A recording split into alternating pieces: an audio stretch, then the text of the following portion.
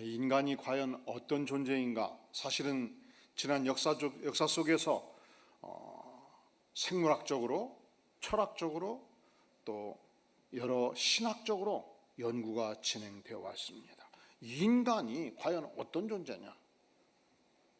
인간이 뭐예요?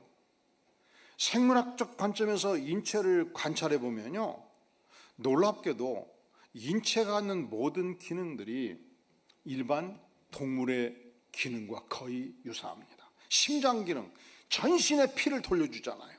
허파 기능, 정신에 산소를 공급해 주잖아요.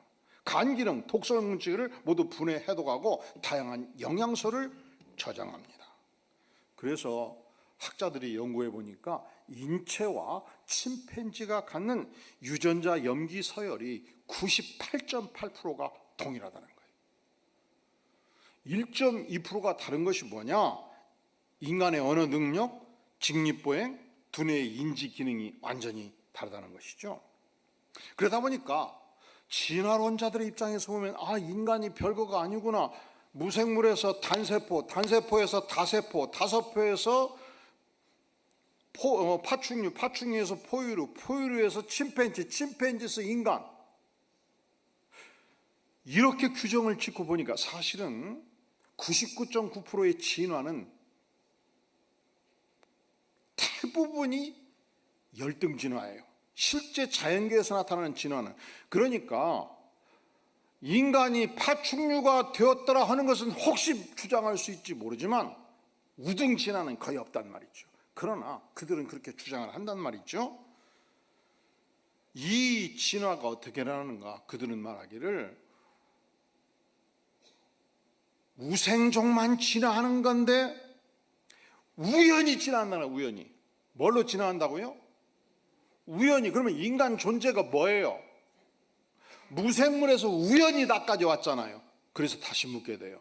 우리의 존재 의미는 뭔가? 인간의 존엄사는 어떤 의미가 있는가? 없지요. 여기서 허무주의가 나오고 여기서 놀랍게도 공산주의 철학이 가능한 것입니다. 인간 사회에서 평등이 중요해요. 평등. 이 경제적 평등을 이루기 위해서 소련에서는 6천만 명의 인간들을, 부자들을 죽이고 자본가들을 죽이고 재산가들을 죽이고 토지 소유자들을 죽이고 인간 평등을 이뤘어요. 그런데 망해버렸잖아요. 그 이론적 근거가 진화론부터 출발을 해요.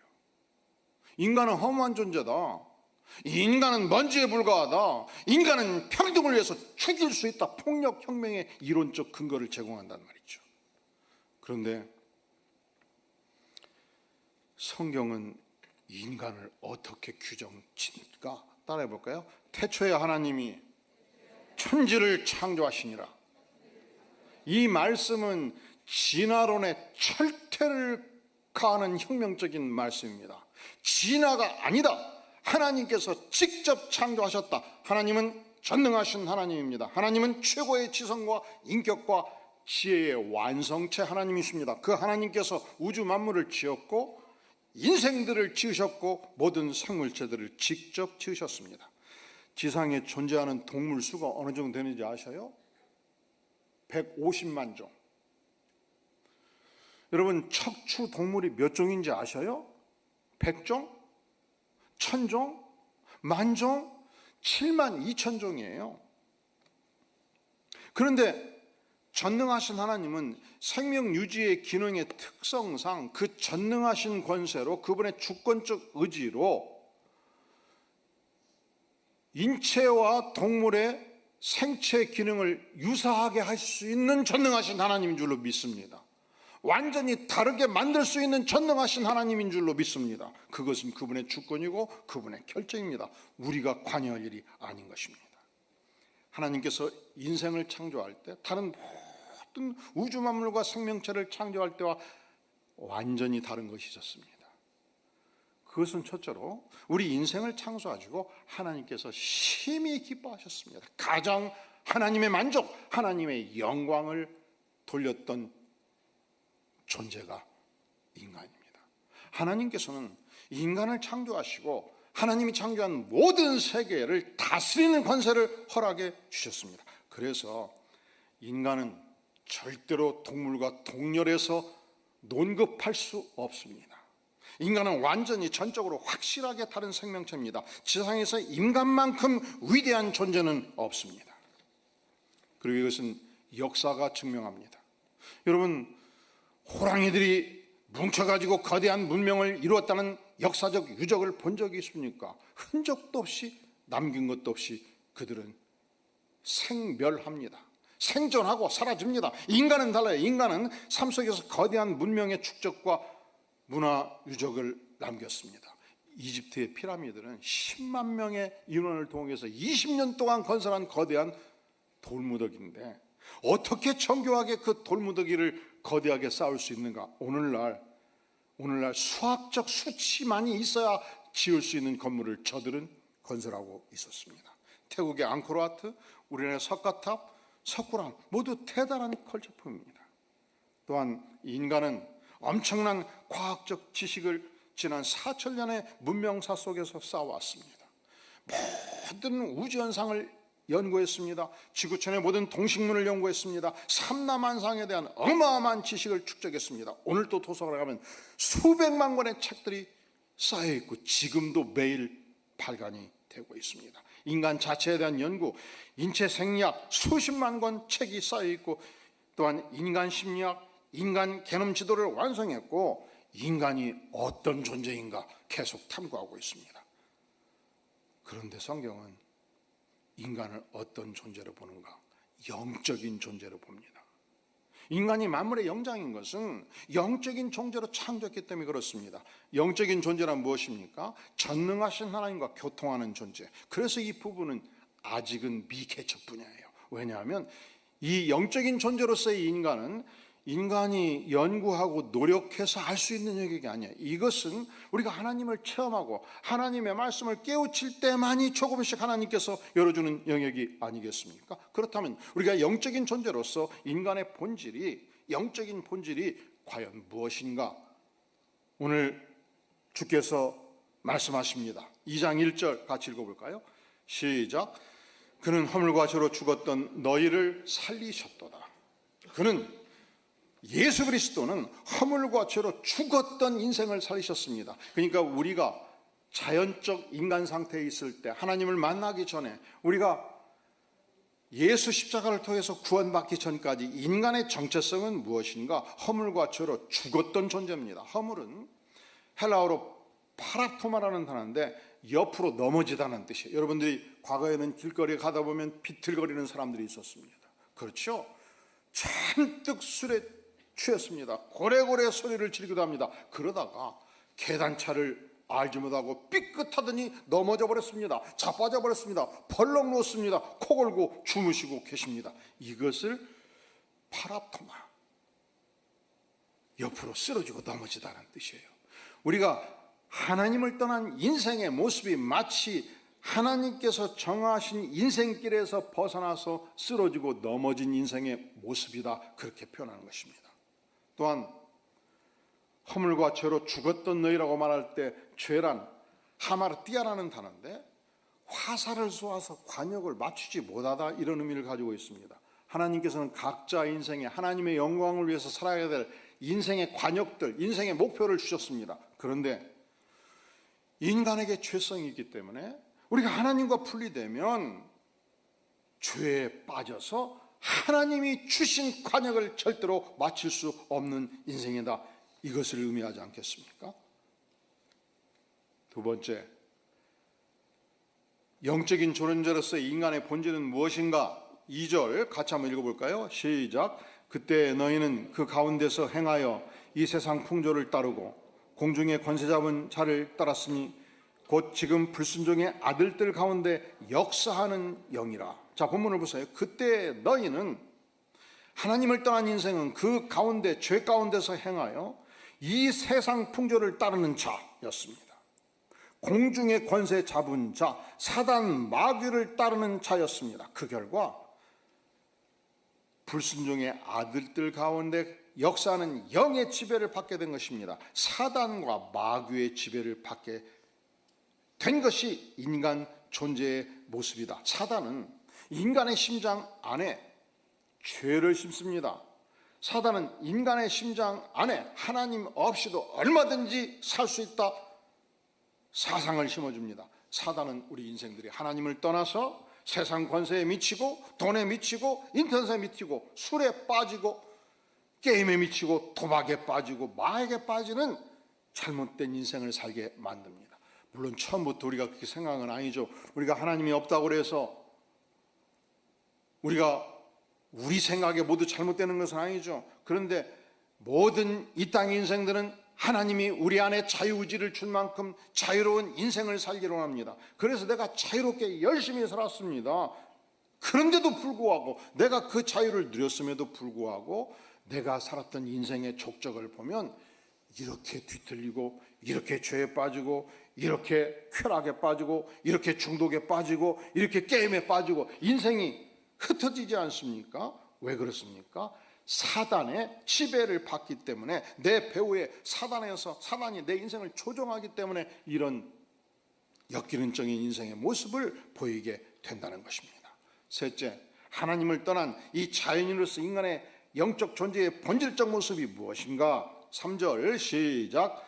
전에는 우리도 다 그 가운데 우리의 육체 욕심을 따라 지내며 육체와 마음에 원하는 것을 하여 다른 이들과 같이 본질상 진노의 자녀였더니, 전에는 예수 믿기 전에는 우리도 다 그 가운데서 죄 가운데서 우리 육체의 욕심을 따라 행한 자, 욕망의 인생이었습니다.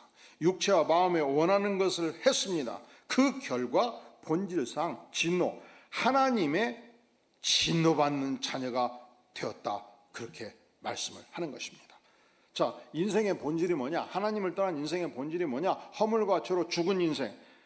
하나님을 떠난 인생의 본질이 뭐냐? 사단의 지배를 받는 인생. 하나님을 떠난 인생의 본질이 뭐냐? 욕망의 포로가 된 인생. 그렇게 성경은 말씀을 하는 것입니다. 인생의 본질이 뭐냐라고 물을 때 사실은 불교도 똑같이 얘기해요.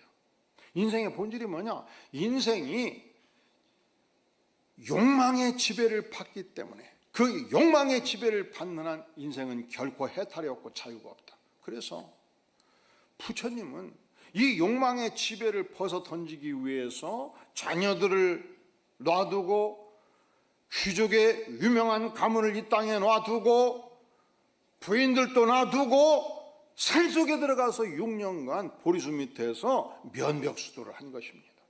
그랬더니 욕망이 점점 줄어요. 인연을 다 끊었습니다. 세속적인 인연을 다 끌고 욕망을 끊고 한참 수도로다 보니까 욕망이 없어져 버렸어. 이것이 해탈이구나. 부처님은 자신을 하나님이라 신이라 선언한 적이 없어요. 똑같은 인간인데 인간이 욕망의 바다에서 구원을 받기 위해서는 나같이 수도를 하라. 구원관이 달라요. 하지만 죄의 바다에 빠진 인생이 스스로를 구원할 수 있겠습니까? 여러분 중에서 수영을 못하는 분들 계시죠? 수영을 못하는 분들은 절대로 물속 깊은 데 가까이 안 가려고 그래요. 친구들하고 같이 5명 강릉 경포대 가도 물속은 잘 안 가려고 그래. 바닷가 언저리에서 찰랑찰랑 발목 정도 물 밖으로 올라와 버려요. 친구가 물속에 밀어나가지고 깊이 집어넣으면 나는 죽는 거예요. 왜 죽어요? 절대로 내 스스로 나올 수 없기 때문에. 두 가지. 그래서 수영을 못하는 분은 내가 언젠가는 반드시 수영을 배워야지 하다가 31살 시집 갔는데 애 키우느라고 바빠버렸고, 내가 40대는 반드시 수영을 배워야지 애 중고등학교 뒷받침하다가 언제 60이 돼버리고 끝나버렸다. 그러면 평생 물과는 거리 두고 사셔야 돼. 왜 그렇습니까? 내가 동양 한가운데 빠지면 방법이 없는 거예요. 절대로 내 스스로 나를 구원할 수가 없는 것입니다. 인생은 절대로 죄와 허물로부터 자신을 구원할 수 있는 존재가 아닌 것입니다. 전재용 선장 이야기를 기억하시나요? 1985년도 11월 14일 오후 4시 남중구해를 광명 87호 참치 언양 어선의 선장으로서 이끌고 가고 있는데 계속 SOS 타진이 들어오는 거예요. 살려달라, 살려달라, 살려달라. 가까이 봤더니 완전히 난파한 배였어요. 발 디딜 틈도 없이 꽉 앉아 있어요. 보니까 기력들이 없어. 몇십 일을 굶은 사람들이야. 살려달라고 아우성을 치니까 본사에 타전을 했죠. 그랬더니 절대 관여하지 말라. 즉시 부산으로 입항하라.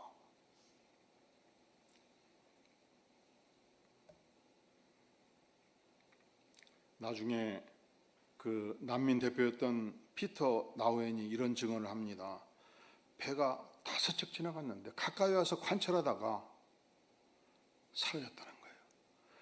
23번째 배가 다가왔다가 사라지고 24번째 배가 다가왔다가 사라지고 우리는 이렇게 죽는구나.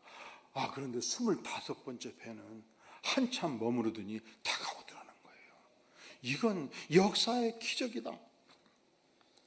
전재영 선장은 양심의 소리 앞에 귀를 기울였습니다. 내가 어떤 희생을 치르더라도 이 중에 단 한 사람만 살릴 수 있다면 나는 어떤 대가를 치러도 후회하지 않겠다. 그런데 100여 명의 사람들이 있잖아요. 96명이었습니다. 저들을 모두 태웠습니다. 환자 노인이 있었습니다. 노인들을 선장실에 숙소로 제공하고 지극정성으로 돌보았습니다. 여성과 아이들은 선원들을 설득해서 선원 침실에 숙소를 제공했습니다. 그리고 선원들이 그저 열을 먹을 수 있는 식수 식량을 가지고 96명을 매일 먹여가면서 드디어 한 사람도 죽지 않고 부산항에 도착을 한 것입니다.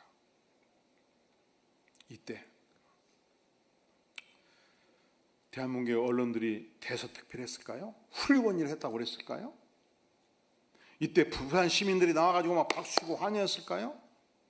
대한민국 정부가 저들을 받아줬을까요? 이 난민들은 무려 1년 반 동안 갈 곳이 없어서 난민 수용소에 있었습니다. 전 세계 아무도 받아주지 않았습니다. 언론은 계속 타격을 가했습니다. 왜 저들을 구출해서 대한민국을 불행하게 만드는가? 정부 당국은 그를 체포해서 혹독하게 3개월, 4개월 조사를 했습니다. 그는 조사받고 나와서 수십 개 선박회사에 선장 지원서를 냈는데 보트피플을 구출했다는 이 한 가지 이유 때문에 취직이 되지 않았습니다. 결국 고향 통영에 내려가서 어업에 종사하게 된 것입니다.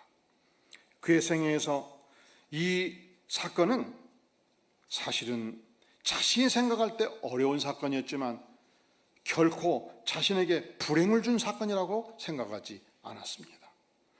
왜냐하면 그는 나중에 고백하기를 이 사건으로 말미암아 단 한 번도 자신은 후회한 적이 없다 그렇게 고백했기 때문에 그렇습니다.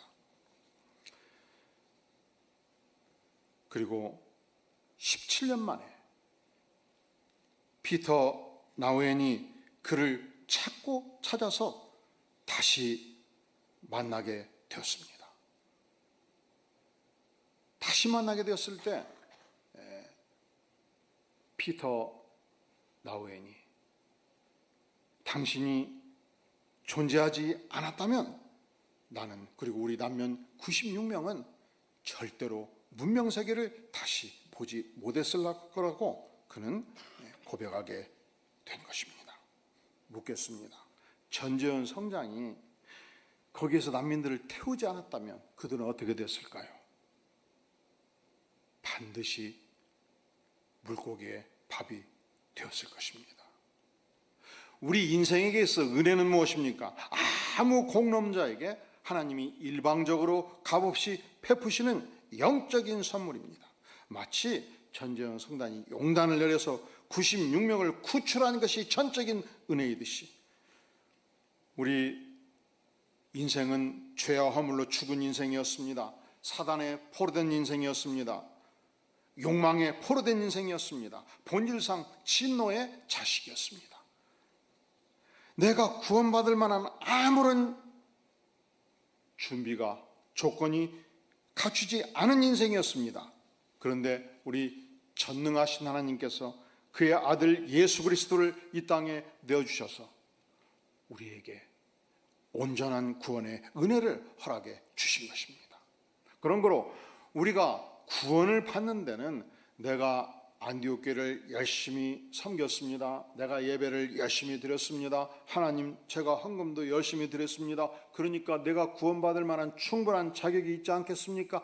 이것이 절대로 아니라는 것입니다. 나는 전혀 구원받을 근거가 없었습니다. 나는 망망대에 빠진 죄인이었습니다. 그럼에도 불구하고 우리 주님께서 나 같은 죄인을 위해서 십자가에 피 흘려 죽기까지 하심으로 내 인생의 모든 죄를 용서해 주심으로 전적인 은혜로 내 인생은 구원받게 된 것입니다. 오늘 말씀에 8절 9절 말씀 같이 한번 읽어볼까요? 시작. 너희는 그 은혜에 의하여 믿음으로 말미암아 구원을 받았으니 이것은 너에게서 난 것이 아니요 하나님의 선물이라. 행위에서 난 것이 아니니 이는 누구든지 자랑하지 못하게 함이라. 이 은혜에 의하여 믿음으로 말미암아 구원을 받은 존재입니다. 그런데 이 구원은 너희에게서 난 것이 아니다. 너희의 조건이 좋아서 난 것이 아니다. 너희가 기독교 가정에서 유명한 가정에서 믿음 좋은 가정에서 태어났기 때문에가 아니다. 너가 자랑할 만한 하나님께 바친 아름다운 헌신의 시간이 있었기 때문에 구원받은 것이 절대로 아니라는 것입니다. 너에게는 구원받을 조건이 하나도 없었다. 그런데 하나님의 전적인 은혜로 선물로 구원을 받았다. 행위에서 절대로 난 것이 아니다. 누구든지 구원을 이 땅에서 자랑할 수는 없다. 믿습니까? 그러면 문제가 생겨요. 구원 받았지요. 은혜 받았지요. 그런데 왜 이제 열심히 할 이유가 하나도 없어진 거예요? 열심히 교회 생활 할 이유가 없어지고 열심히 헌금 생활할 이유가 없어지고 아닙니다. 그럼 우리가 왜 하나님께 헌신합니까? 하나님께서 죄 많은 인생 나를 위해서 베푸신 은혜가 천만금의 은혜가 있기 때문에 주님 이 은혜를 만분지일 천분지일이라도 제가 갚아드리기 위해서 이 은혜가 너무 크기 때문에 주님 오늘 또 주 앞에 머리 숙여 헌신하나이다. 이것이 우리의 날마다 주 앞에 드리는 아름다운 신앙 고백이 되어야 될 줄로 믿습니다. 기도하겠습니다. 전능하신 하나님 아버지, 죄 많은 인생 용서해 주시고 구원해 주시고 오늘 또 주 앞에 충성하는 삶 살도록 인도해 주시니 감사합니다. 나에게 구원받을 아무런 조건이 없음에도 불구하고 주께서 구원의 영광과 은혜를 베풀어 주시니 진실로 감사를 드립니다. 주님, 우리가 이 은혜를 평생 갚아가며 살기를 구합니다. 나에게 주신 이 전적인 은혜의 구원을 우리의 사랑하는 부모, 형제, 이웃과 나누기를 구합니다. 우리의 입술이 증거하는 선포의 입술이 되게 하여 주시옵소서. 예수님의 이름으로 간절히 기도하옵나이다. 아멘.